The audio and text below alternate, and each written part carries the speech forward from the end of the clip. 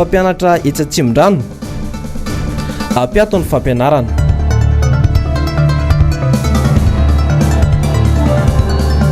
Politika pitsitsina ataon'ny mpitondra kobaka ambava fotsiny ihany.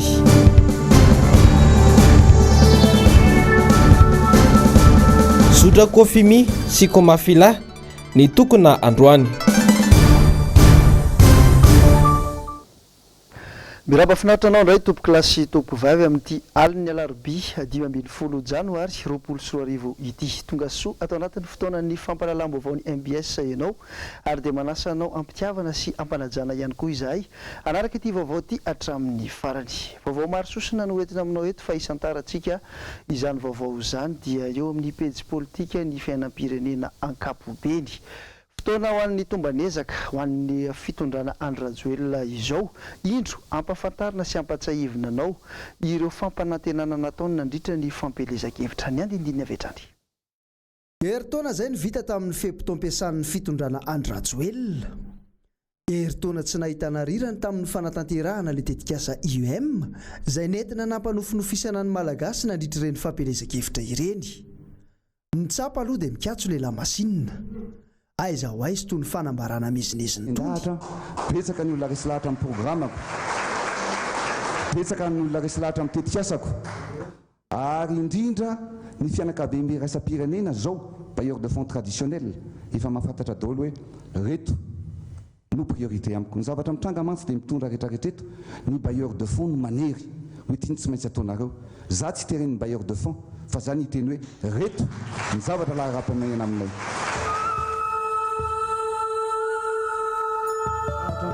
Betsaka ny olona resy lahatra amin'ny programako. Betsaka ny olona resy lahatra amin'ny tetikasako.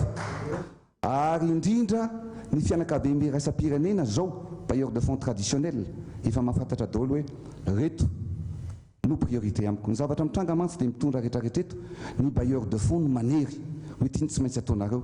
Za tsy teren'ny bailleur de fonds fa za ny teny hoe reto ny zavatra laha raha-pamanena aminay. Raha tena resy lahatra tokoa ary nahoana ny mbola tsy miainga lehilahy masinina.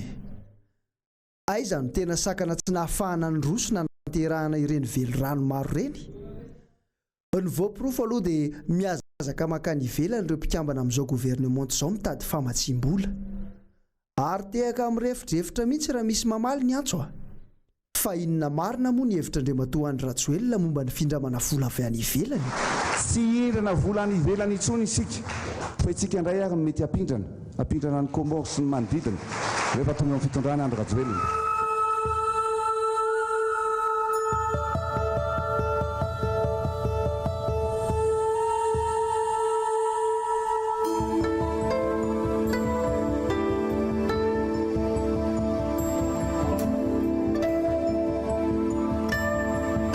Tsy hindrana vola any ivelany intsony isika. Fa itsika indray ary mety apindrana ny Comore sy ny manodidina rehefa tonga amin'ny fitondrana Andry Rajoelina.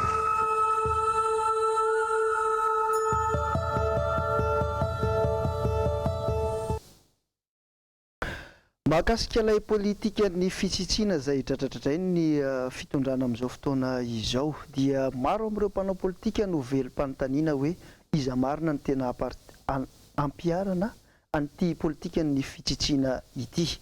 Nanao fanadihadiana mikasika an'izay indrindra Germaine Menjanary teo amin'ny Rindra-Charlie Toky raha marolahy. 500 no mpiasa izay tadiavin'ny fanjakana ho fampandehanana ny IEM raha nila soratra an-gazety akaiky ny fitondrana. Profo izay milaza mazava fa tsy voaomana sy efa matipaika araka ny nilazana azy tamin'ny fampelezan-kevitra ity programa izay nambabona ny malagasy ity. Tsy mampandeha ilay IEM ave ireo mpiara-miasa amin'ny filoham-pirenena amin'izao fotoana izao no mahatonga izao fanapahan-kevitra izao indray. Mitady servona anao rehefa milasaka candidat président de république dia efa tokony fantatra daholo iza n'olo hiaraka aminao. Izy koa ne tamin'nagnano ny IEM dia efa niteny tagnatin'ny salle efa tagnatin'ny salle izy ny teknisiany rehetrarehetra iandrafitra an'io agnatanteraka ny IEM io. Samby raha nisy amin'ny tantara-pirenena dia marina ny azy hoe ny zavatra sy vitany teo aloha dia vitaiko. dizy daholo zao hitasika zao zavatra mitranga zavatra tsy vitany taloha daholo ny mpandainga ka io sy mahagaga satria sy miomana hitondra izy ataony sangisangy tany findraisana firenena zany dia mahamenatra eran'izao tontolo zao ao Madagasikara mitady cerveau. Resabe ho an'ny rehetra ity fitadiavana piasa miisa 500 ity.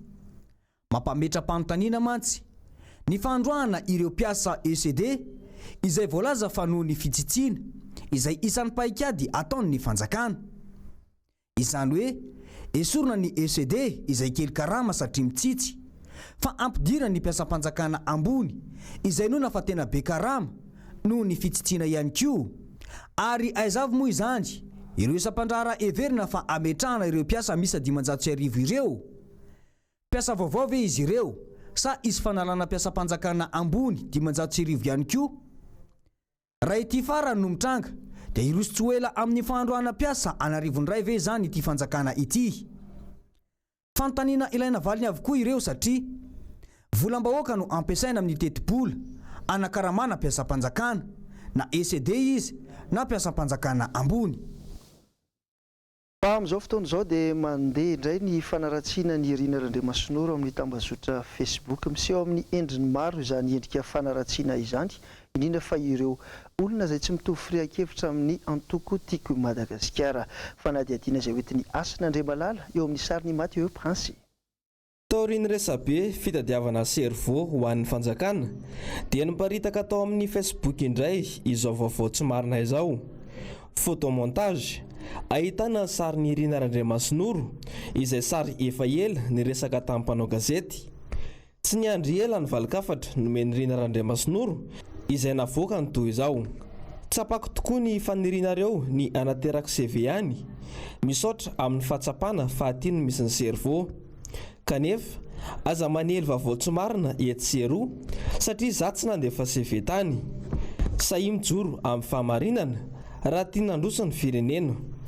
Aiza ny cybercriminalité amin'izao hoy hatrany Irina Randriamasinoro.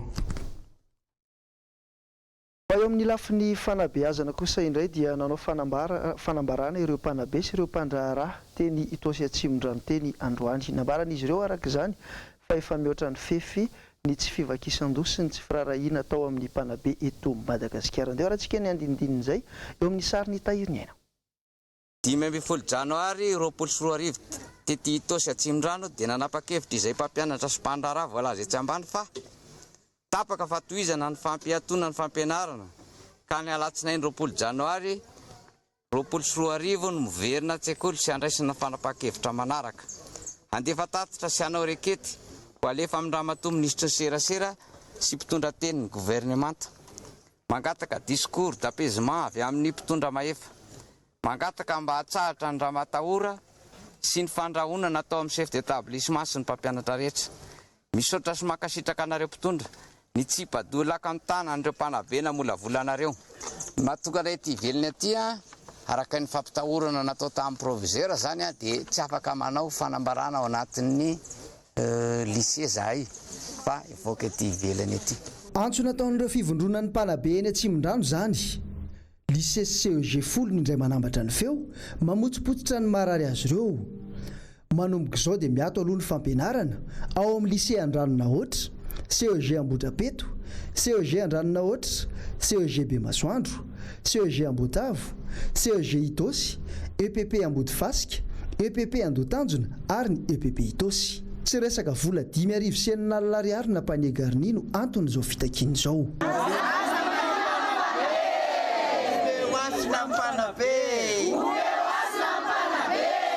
Ary mba ahoana kosa ny hevitr'ireo mpianatra manoloan'izao fitakiana izao? Izao mpianatra ny CEG dia lasa noavinay sorina amin'le tsy mianatra mihitsy satria ny mpanabe anay tsy nahazo an'ilay zavatra. Izay zao te hianatra nefa mirenireny fotsiny izay tsy izy atao fa zavatra angatanay zany hoe mba amian'le fitakian'le mpanabe. Lasa ohatran'ny fobana ny fianaranay dia mba miangavy ny fanjakana mba hamaly ny fangatana izy ireo. Izay zao anatin'ny fanomanana examen zay dia izay matahotra satria izay zao analabata amin'ity taona ity dia izay zany mba mahataka satria efa fohy kely ny fampianarana amin'ity. izany mba mangataka izay mba mampianara rehetra dia mba tsy ireo ireo fanabeana ireo. Raha matahora sy tetika fampisaraham-bazana ireo mpampianatra mitaky ny zony no asetra ireny fitakiana ireny. Hatramin'izao mantsy dia tsy hita izay vahaolana mazava amaliana ny zon'ny mpampianatra avy amin'ny fitondram-panjakana ka ahafahan'ny fampianarana miverina amin'ny laoniny. Eo amin'ny toerany Madagasikara ty Afrika kosa indray dia namoaka tatitra ny PNUD na ny sapandrarany ny firenena mikambana ho an'ny fampandrosoana. Nalany tao anatin'izany tatitra izany ny filaran'ireo firenena ty amin'ny kontinanta afrikanina. Nanao fanadihadiana indrindra mikasika an'izay Asinandre Malala sy Andry Rakotomalala. Tamin'ny alalan'ny IDH na ny atsaran'ny fiainan'ny mponina no nandrefesan'ny PNUD ny fanadihadiana izay nataony. Tsy araky ny fampanantenana sy resaka atao eto amin'ny firenena ny zava-misy satria mitotongana hatrany ny fiainana malagasy. Mihemotra mantsy ny toerana misy Madagasikara amin'ny atsaran'ny fiainam-ponina, mihamahatra ny Komoro sy Oganda i Madagasikara. Izany hoe ry zareo komorianina no mbola manana fiainana tsara kokoa no isika malagasy, kanefa isika malagasy indray no ampindram-bola ho an'ny Komoro araka nambaran'ny mpitondra. Fa 7 amin'ireo firenena 130 i Madagasikara ho an'ny aty amin'ny kontinanta afrikanina, fa 13 i Komoro, Nigeria fa 15 ary Oganda fa 9 ary no Seychelles no mifanakaiky amintsika aty amin'ny ranomasimbe Indiana. Misy fiantraikany eo amin'ny filarana eo amin'ny sehatra iraisam-pirenena ihany koa ity fihemorantsika ity. Any amin'ny larana faharoa amby 20 amin'ireo firenena 20 no misy atsika malagasy, raha fa 5 isika tamin'ny taona 2012. Teo anelanelan'ny taona 2012 ka hatramin'ny taona 2012, izany hoe teo amin'ny fitondran'ny Filomaraka Ravalomanana no tena nihatsara ny fiainan'ny mponina na ny IDH, satria ny tanàna fahatelo amby 20 isika tamin'ny taona 2012 ary ny totongana tany amin'ny faharoa amby 15 isika tamin'ny taona 2012. Raha ny zava-misy eto amintsika amin'izao fotoana izao ny jerena dia mbola lavitra ny lalana ary sarotra ny fampandrosoana satria ny mpitondra tsy mijery sosialy mahoaka fa variana amin'ny rendrarendra fotsiny ihany. Mikasika ny fifidianana ben'ny tanàna sy mpanolontsaina izay nototsaina ny 17 Novambra lasa teo iny dia ampiakatra fitoriana ny anivon'ny Conseil d'État ny candidat iray avy ao Faratsio tsy manaiky ny valim-pifidianana izay navoaka ny fitsarana amin'ny sanany ady amin'ny fanjakana ity candidat ity. Dia rahantsika ny andinindininy izay hoetiny Jessica Miray, Mathieu Prince. Averina manontolo ny fifidianana ao amin'ny komina Faratsio. Nofoanana ihany koa ny vatoazon'ny candidat MMM tao amin'ny birao fandatsaham-baton'Andreseny. Izay no valim-pitsarana navoaka ny TAF. Resy teo amin'ny elan'ny elam-bato 2.7 ny candidat IRK ka nametraka fitoriana. Pirofo tsy misy mitombina, hoy ny nambara ny délégué de vote ny IRK tany an-toerana ihany. Dia izao zavatra tranga tao an'io fokotany io. Za président délégué ny IRK. Zay ny zavatra nisarahana teo zany hoe fifidianana amin'ny lamina ary mbola nanizindiziny azy izy ny hoe hatreto mazava amintsika rehetra tompon'andraikitra tato sy ny nahita ve fa nizotra marina fifidianantsika samy misy tsikalany dia mbola eto tonga dia naneo resaka moa ny rehetra zany naneo fitenenana hoe tsy nisy an'izany fa dia reo tsika rehetra reo raha mahita sao dia raha pitsina ny ravaka pitsika misy ohatran'izao ohatran'izao ndray any atakotakona any dia hoe tsisy an'izany fa dia fa ny rahantsika mahita reto fa miala pitomina sy ampilamina antsika eto lamina tsara fifidianana teto amin'ny fokotantsika ary zavatra mbola tsy misy teto amintsika izany. Dia mampanontany tena hoe tony ahoana ny fomba fitsara eto Madagasikara rehefa inona no raisina sy mitombina. Ny hita aloha hatreto ny candidat natolotry ny fanjakana no omena vahana na dia mampanjaka ny kolokolo sy ny langy izao azy. Toy izao mitranga any Faratsio izao. Hoentsika maneo sy manohy izao vaovao izao dia vaovao mampalahelo misaona ny politika sy ny zavakanto ary ny asa fanaovan-gazety eto Madagasikara. Nindosy ny fahafatesana tampoka ny tolakandro teo ny filoha nasionaly ny antoko AKFM Eric Rakotomanga rehefa nivahiny 15 taona teto an-tany. Mpanao politika nisan'ny zokiny teto Madagasikara izy io ary ny taona 2014 lasa teo dia mbola voafidy ny kongresy sy ny antoko AKFM ho filoha nasionaly ny antoko ihany ny tenany. Efa nitana ndraikitra maro teto amin'ny firenena i Eric Rakotomanga satria ankoatra ny mahafilohan'ny antoko AKFM azy dia efa mpikambana tao amin'ny CST izy tamin'ny andro ny tetezamita. Anisany antoko niady ho an'ny fanjanahantany amin'ny endriny vaovao ihany koa ity olo-manga ny firenena ity tao anivon'ny antoko KFM, ary efa nitana ndraikitra tao amin'ny syndikan'ny Fisemare ihany koa izy. Mpanao gazety ary nitana ny andraikitra toy ny andatsoratra tao amin'ny gazety Imongo Vaovao. Izahay ekipan'ny MBS televiziona sy ny fahitalavitra iray manontolo dia miombona alahelo ary mirary fiononana feno amin'ny fianakaviany ity olo-manga ity sy ny eo anivon'ny antoko KFM iray manontolo.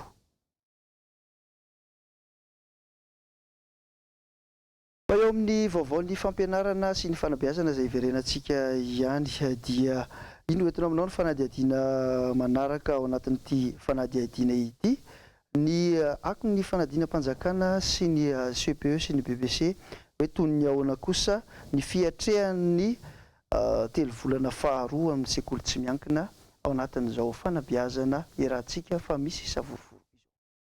Tafiditra ao anatin'ny telo volana faharoa ny fampianarana eto amintsika amin'izao fotoana izao. Mila fifantohana bebe kokoa ny mpianatra manomboka eo izay tena iankiana ny fianarana mandritra ny taona.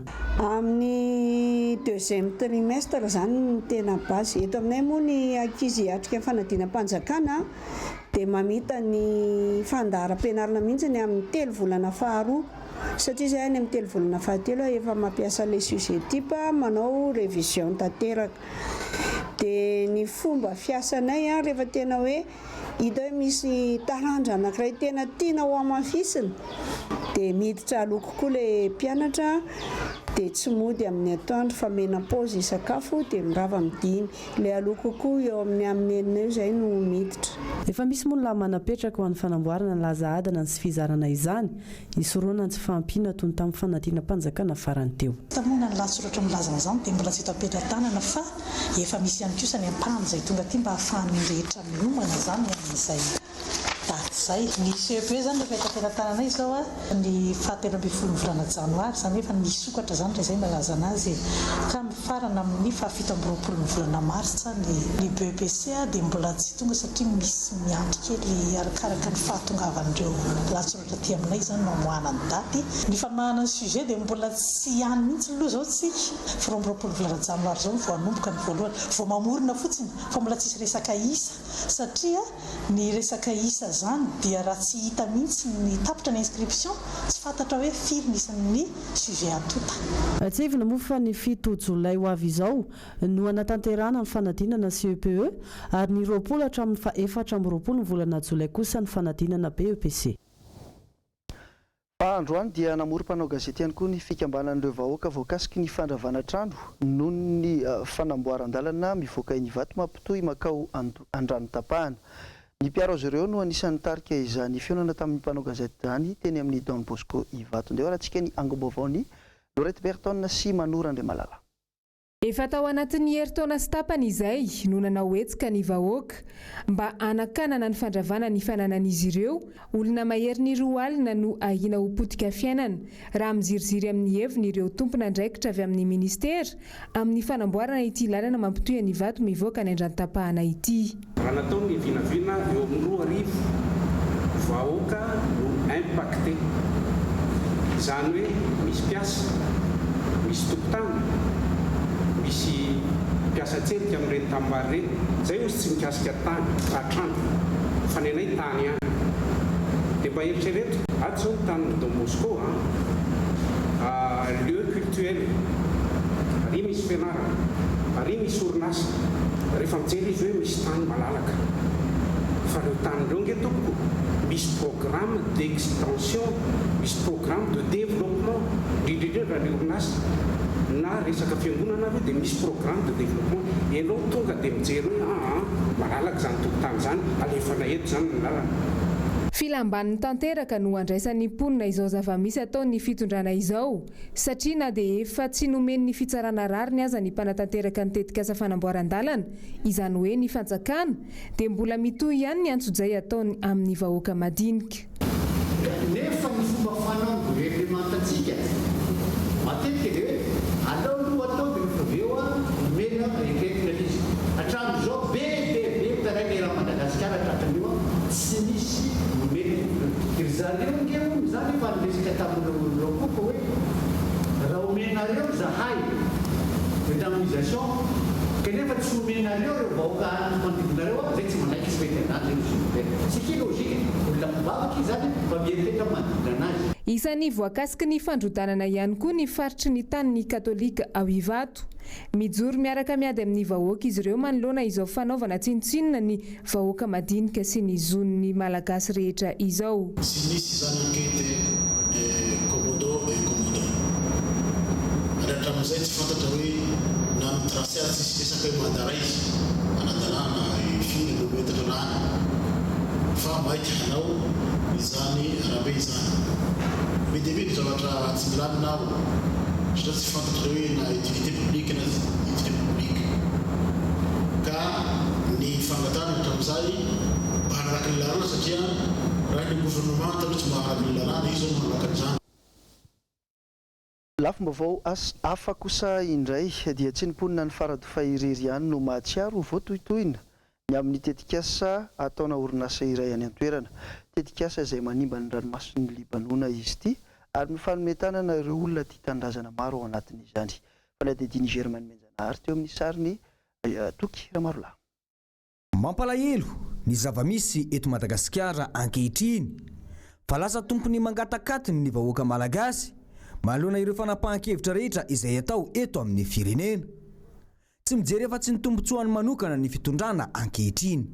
Ity le plage Libanona ohatran'izao dia aty hatramo la plage daholo ity pourquoi exactement eo amin'ny plage zay tsara efa mahazatra ny olona malaza eran'izao tontolo zao dia misy barrière de corail miaro an'io fa tia 3 barrière de corail tsy hidirany atsantsa mamono olona tika hatramo plage ity no tsy maintsy eo Libanona eo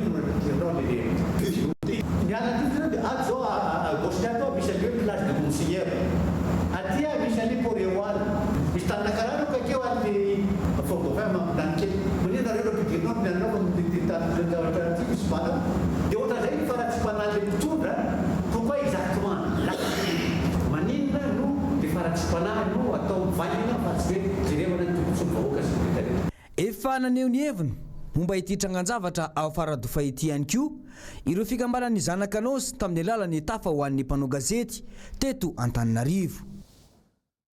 Fa eo amin'ny vaovao an'ny fitaterana kosa indray dia nitokana nanomboka androany ny zotra kofi misy ko mafila ny azo an'itosy sy Anosizato iny androany noho ny tsindry ataon'ny polisy any an-toerana sy ny fisin'ireo mpamily ny gadra no antony izany fitokonana izany. Ravo Razafy Mahenina sy Manora Andriamalala no tonga teny an-toerana nanao ny ango-baovao.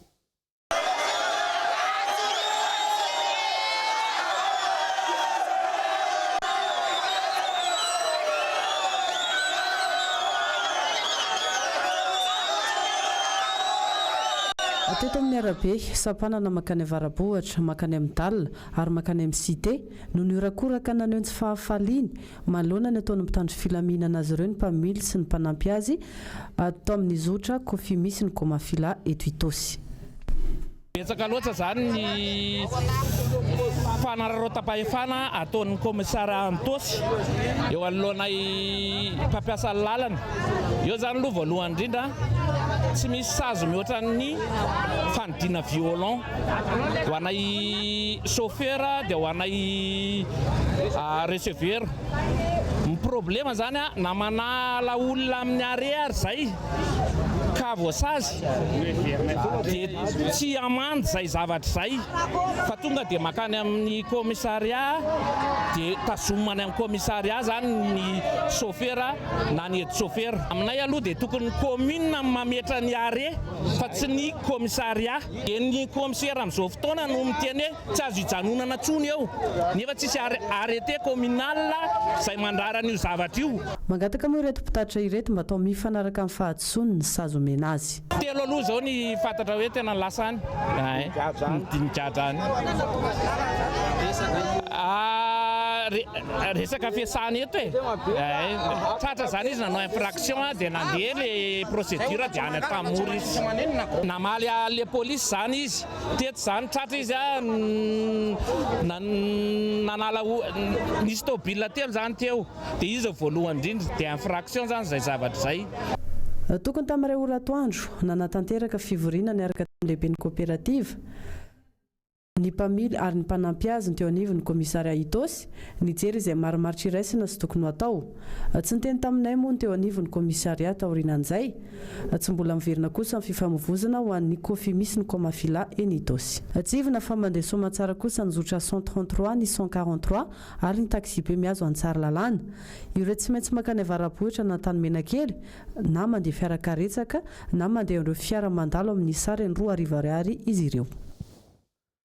Ho tanterahana ny faefatra ka hatramin'ny fahenina ny volana Jona ho avy izao kosa ny fiona tampony Afrique France any Bordeaux nisy androany ny valandresaka ho ny mpanao gazety nataon'ny Masovo Frantsay teny Ambatomena teny. Ny andinindin'izay hoety ny Jessica Miray sy Mathieu Prince.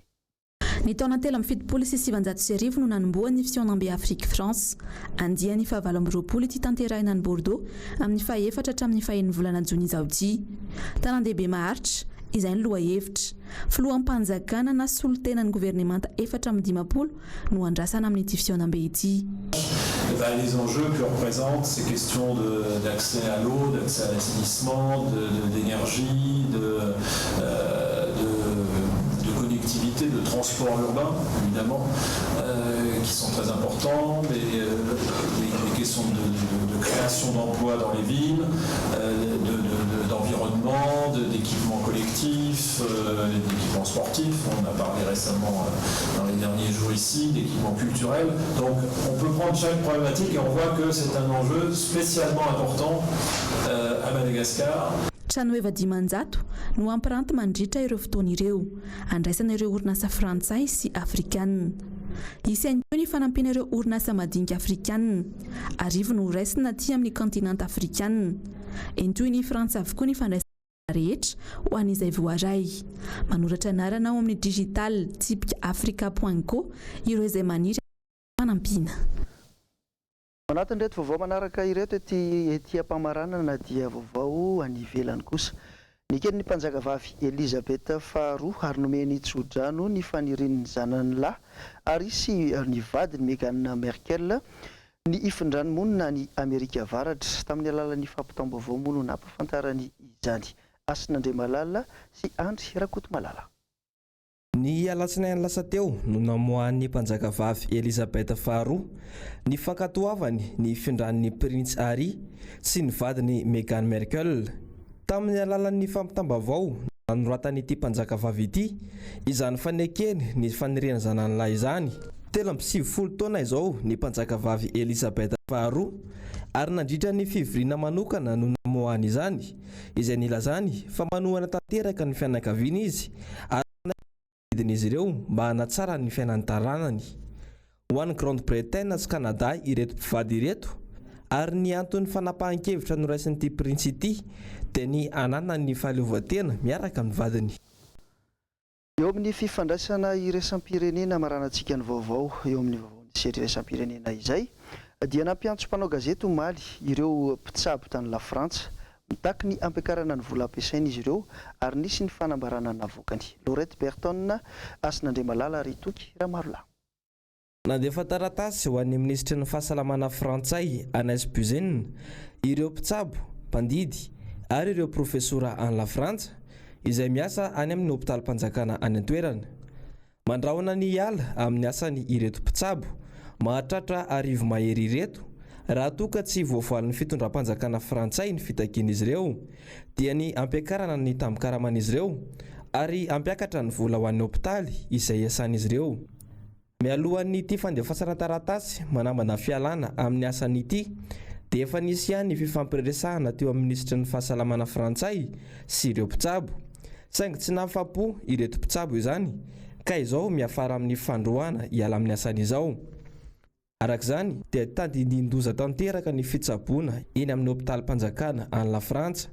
Tsara ny manamarika fa misy ireo mpitsabo mbola maneho ny asany izany hoe ireo tsy manaraka ny tolony ireto mpitsabo arivo isa ireto toy ny any Marsay. Iny vaovao avy any ivelany iny ihany koa tompoko lasy sy tompoko vavy no namarana indray ny vaovaon'ny MBS tamin'ity alina ity. Sorana feno mitafitafy hatrany ianao tany tokantrano. Nanaraka anay teto amin'ny MBS angasitrana ihany koa ny teknisianina sy ny mpanao gazety ny fanometanana tamin'ny fanatotosana ny vaovao. Mametraka ny mandrapitafa ho amin'ny manaraka indray. Veloma.